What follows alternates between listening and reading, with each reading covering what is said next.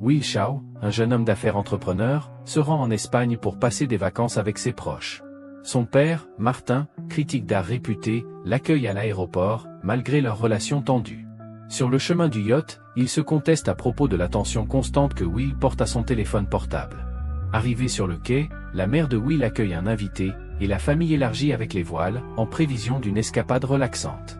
Pendant le dîner, les appels téléphoniques incessants de Will perturbent les retrouvailles, exaspérant son père. Will finira par avouer la récente faillite de son entreprise, survenue quelques heures plus tôt. Le lendemain, Martin fait naviguer son yacht en mer, avec l'intention d'impliquer ses fils. Cependant, l'acharnement de Will sur son téléphone provoque un accident qui bénit Dara, la petite amie de Josh, le frère de Will. Frustré, Martin jette le téléphone de Will dans l'océan, insistant pour que son fils règle ses problèmes plus tard, désireux de faire une pause. Se retirera en ville depuis le bateau. Pendant ce temps, Martin se méfie d'un bateau qui s'attarde près de leur yacht depuis l'aube. Ses soupçons s'avèrent infondés. De retour sur la terre ferme, Will est perplexe lorsque leur yacht disparaît. Ses efforts pour obtenir des informations auprès des pêcheurs et des touristes locaux l'amènent à une lagune déserte, où il trouve leur bateau abandonné. Un sentiment d'effroi s'empare de lui, et il en déduit que sa famille a été victime d'un grave accident. Il se précipite à la police locale, mais ses appels tombent d'abord dans l'oreille d'un sourd. Cependant, la mention de son nom de famille suscite une attention immédiate et un regain d'activité. Au coucher du soleil, Will et un groupe de policiers atteignent l'endroit où le yacht est amarré. Perçoit le comportement étrange des policiers et remarque qu'un mystérieux individu l'attend sur le rivage. Un sentiment de danger pousse Will à fuir les policiers et à se réfugier dans leur voiture. Les policiers s'arrêtent rapidement, et une violente confrontation éclate, qui aurait pu dégénérer si Martin n'était pas intervenu. Martin sort rapidement son fils du conflit, révélant au passage qu'il n'est pas seulement une critique d'art, mais aussi un agent de la SA de longue date. Il explique que sa famille a été kidnappée en raison de la disparition d'un artefact de la SA. Le téléphone de Martin bourdonne d'un appel d'un certain Carac, qui organise une réunion nocturne. Cependant, avant de commencer, les deux hommes se rendent dans un appartement secret appartenant à Will, où Martin révèle, à la surprise générale, un certain nombre d'armes à feu. Avant de rencontrer Carac, Will enregistrera un message pour un certain Diego. Dans un lieu inconnu, un sniper prépare son fusil en attendant l'arrivée de l'agent. Martin explique à son fils que Carac est un allié, mais il insiste pour que Will reste hors de danger et reste dans la voiture. Il rencontre un collègue et la presse de rendre la valise volée au ravisseur de sa famille. Carac accepte d'examiner la demande. Cependant, en retournant à la voiture, un sniper tire un coup de feu. Will, surpris, voit son père s'effondrer devant lui. N'ayant pas le temps de réfléchir, il réussit à s'emparer du téléphone et de l'arme à feu de son père et s'enfuit. En répondant au téléphone, il entend les ravisseurs appeler étrangement son père Tom, mais il n'a pas le temps de percer le mystère car il se retrouve au milieu d'une fusillade, qui entraîne la mort d'un officier de police. Et une poursuite par la cavalerie policière. Trouvant temporairement refuge dans des toilettes publiques, Will tentera de rassembler ses idées et de planifier sa prochaine action.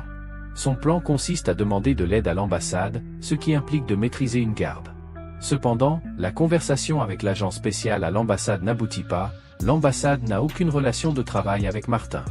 De plus, il est informé qu'il est accusé du meurtre d'un officier de police et que la seule aide offerte par l'ambassade est la mise à disposition d'un avocat indépendant pour le défendre.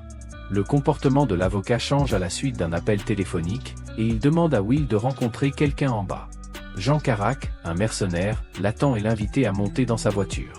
Pour dissiper les soupçons, la femme révèle des détails intimes sur l'enfance de Will, que seule une proche confidente de son père pouvait connaître.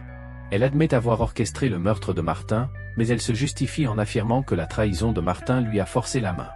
Les questions persistantes de Carac agitent Will, ce qui le pousse à feindre une maladie et à profiter de l'occasion pour s'enfuir. Pour ne pas attirer l'attention de la police, Will demandera de l'aide à un inconnu qui lui paye son ticket de bus, ce qui lui permet de reprendre son souffle. Le téléphone de Martin sonne à nouveau. Les ravisseurs lui rappellent la valise convoitée, maintiennent leurs exigences malgré la mort de Martin et menacent par ailleurs la sécurité de la famille kidnappée. Will repérera le numéro de Diego, souvent contacté par Martin, et décidera de lui demander de l'aide. Il se rend à l'adresse indiquée mais se heurte à un assassin qui rôde. Une fois de plus, il doit utiliser à la légitime défense pour protéger une jeune fille, Lucia, qui se méfie de tous les hommes. Il informe la jeune fille du danger imminent que court son oncle Diego, et tous deux se rendent à sa résidence, mais ils arrivent trop tard. Diego, un ami proche de Martin, est retrouvé mort dans l'appartement. Ils entendent des voix inconnues, qui s'avèrent être celles de Carac et de son fidèle homme de main. Alors que ces derniers délibèrent sur le sort de Will et planifient sa mort, Will intervient et tient les responsables en joue.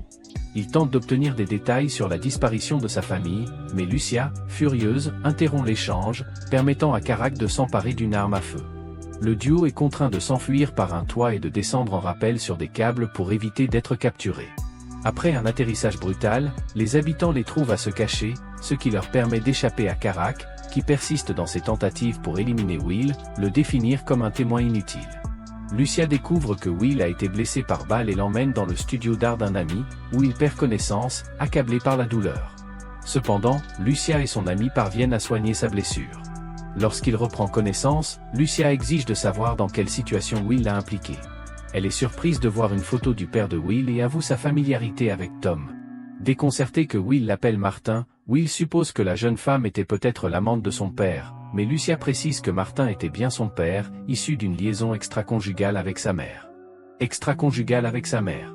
Will demandera alors à sa nouvelle sœur de l'accompagner au rendez-vous avec les ravisseurs de sa famille pour tenter d'en savoir plus sur la vie secrète de son père. Compte tenu des risques, Lucia refuse de l'accompagner, mais elle lui donne l'adresse d'un club où il pourra la retrouver après la rencontre avec les ravisseurs. À l'endroit prévu, un homme déguisé en touriste à bord d'un bateau lui ordonne de le suivre. En route, Will perdra connaissance, et lorsqu'il reprend ses esprits, il se retrouve dans la pièce où sa famille est retenue prisonnière. Le chef des ravisseurs explique qu'il exige la valise qui se trouve maintenant en possession de Carac. Il assure Will de la libération de sa famille s'il les aide à localiser Carac et à récupérer l'objet précieux. Un refus d'obéir aurait de graves conséquences pour sa famille, car Carac éliminerait tout témoin potentiel. Will est abandonné à la périphérie de la ville et se rend au club où l'attend Lucia. À l'entrée, il se heurte à la résistance des agents de sécurité, mais le fait de déterminer qu'il souhaite voir Lucia lui permet d'entrer. Une fois à l'intérieur, il informe Lucia et ses amis du plan des kidnappeurs, dans lesquels il servirait d'appât pour mener les criminels jusqu'à Carac. Déterminé à venger la mort de Diego et à assurer la libération de la famille de Lucia, le groupe accepte de l'aider dans sa dangereuse mission.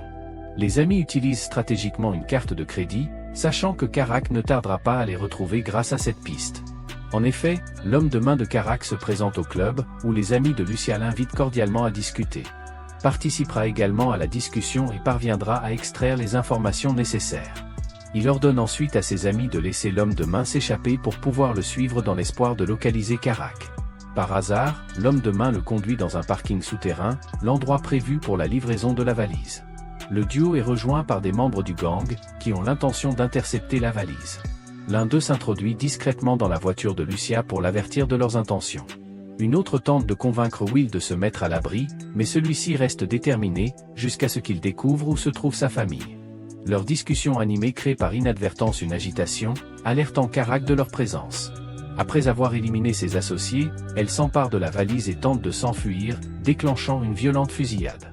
À un moment donné, Will a l'occasion de récupérer la mallette, mais il donne la priorité au sauvetage de Lucia et à l'élimination de l'homme de main de Carac, ce qui permet à Carac de récupérer l'objet perdu et partir. Will poursuit Carac à travers la ville, causant des destructions considérables en chemin. Après une longue poursuite, il tente de percuter son véhicule, mais Carac esquive habilement, et tous deux finissent par s'écraser contre une baie vitrée. Fou de rage, Carac tire sans discernement sur les passants. Tandis que Will tente de s'enfuir, les policiers le perdurent, mais il réussit à intercepter la voiture de Carac, provoquant son renversement. Carac, pris de plaisir sadique, voit Will blessé sortir de l'épave tandis que Lucia reste inconsciente. La femme diabolique pense que les chances de Will de récupérer l'affaire et de sauver sa famille sont réduites et envisage de l'éliminer. Cependant, un coup de feu inattendu interrompt Carac, et Will reconnaît plusieurs hommes armés qui apparaissent sur les lieux, dont le chef de gang, qui n'a pas peur de Carac. Will s'enfuit rapidement, important la valise et ne laissant derrière lui que le corps sans vie de Carac, avant l'arrivée de la police. Il est escorté jusqu'à la cachette de sa famille. En chemin, le chef de gang complimente Martin pour ses compétences exceptionnelles en tant qu'agent et exprime la fierté qu'il aurait ressentie pour son fils. À l'extérieur de l'hôpital, Will rencontre un agent clandestin qui lui remet des papiers et lui propose de succéder à son père au sein de la